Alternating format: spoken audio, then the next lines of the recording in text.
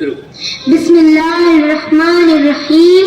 الحمدللہ رب العالمین والصلاة والسلام علی سید الانبیاء والمرسلین.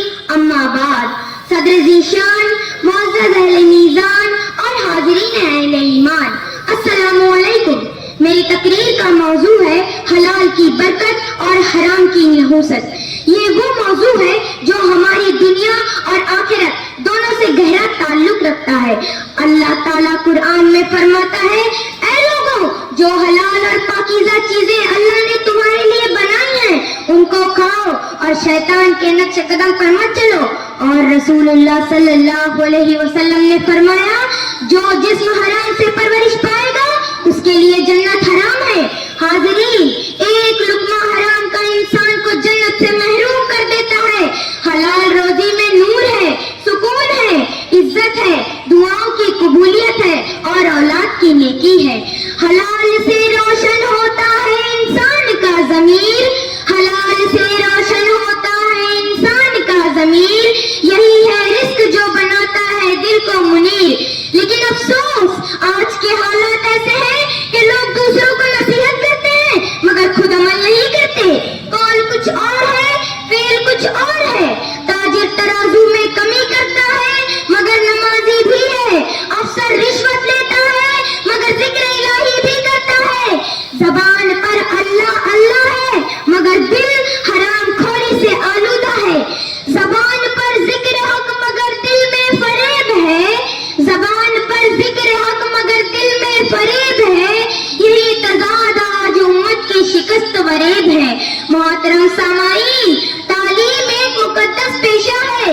استاد کا مقام نبی صلی اللہ علیہ وسلم کے بعد سب سے اعلیٰ سمجھا جاتا ہے. لیکن افسوس، صد افسوس کہ آج اسی پاکیزہ شعبے میں بھی حرام خوری در آئی ہے. کہیں اسکولوں میں بچوں سے ناجائز فیسیں لی جاتی ہیں، کہیں امتحان میں نقل کو فروغ دیا جاتا ہے، کہیں استاد اپنی ذمہ داری چھوڑ کر تنخواہ تو لیتا ہے مگر پڑھاتا نہیں. یہی وہ حرام ہے جو آنے والی نسلوں کی بنیاد کھوکھلی کر رہا ہے.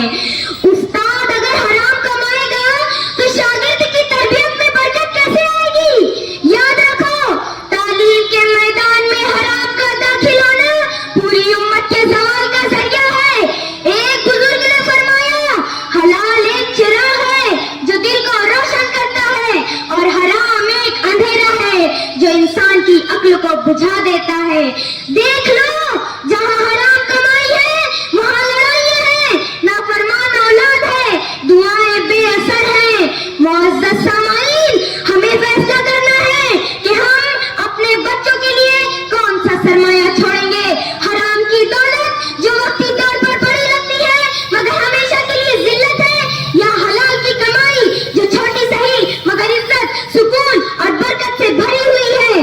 تجھ میں نہیں تمیز حلال و حرام کی، تجھ میں نہیں تمیز حلال و حرام کی، لعنت تیری کمائی پہ، دولت پہ آپ تو.